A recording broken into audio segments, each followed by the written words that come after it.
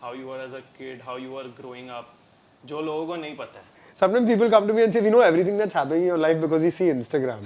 I'm like, that's not everything that's happening in my life. Firstly, Instagram is a false perception of reality. You only share what's positive, you don't share everything that's going on in your life. What's not on social is, actually, I'm a history buff. I studied economics and politics in college. I'm obsessed with documentaries. Right now I'm watching this amazing documentary on Netflix called Turning Point, The Cold War and the Bomb.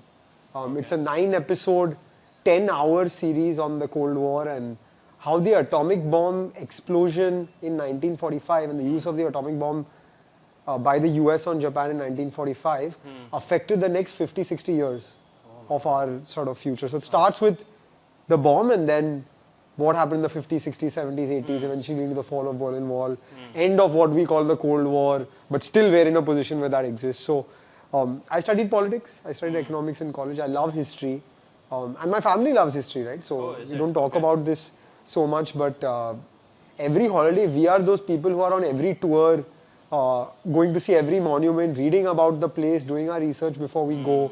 Something my dad inculcated in me from a very young age, and so history has always been my favorite subject. I love to learn from the lives of other people as well, right? So every sports documentary, every biography that's available online on the OTT platforms, I've watched all of them because I think that we can learn a lot from the lives of great people and not so great people as well.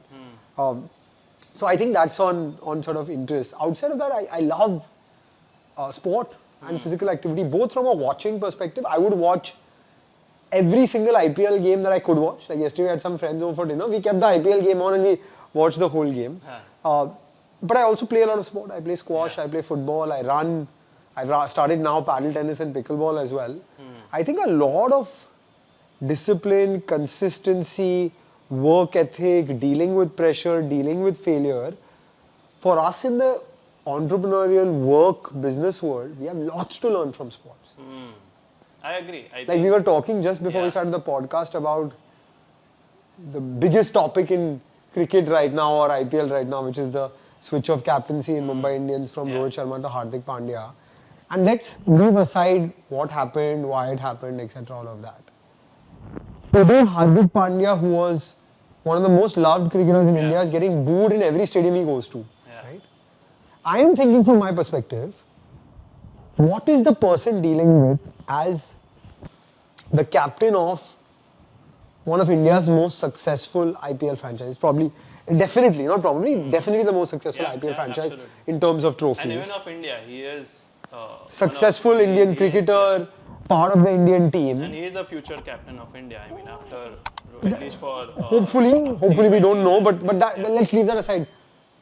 The guy is dealing with so much pressure. In the last game, people are blaming him for single-handedly losing the match with his decisions and his poor batting. Correct. He's not a bad cricketer. He has all the talent. But how do you deal mentally with this kind of situation? And how does he go on? What is what I'm thinking about? I leave the politics, the drama, the controversy aside. How does the human deal with that pressure and show up on Monday and win a game at home? That's what I'm thinking about. Not even though he does not win, but how does he just show up? Try to win. And be in that frame of Be in the mind. zone. Be in the zone. Yeah, and be in his zone to actually go out there and perform, to take that 11 people, along with you. Exactly. And just be on the field and, do what he does best. Correct. And you have the ex-captain who's also the India captain in your team. You have a lot of superstars in the team, some of whom may not be happy that you're captain.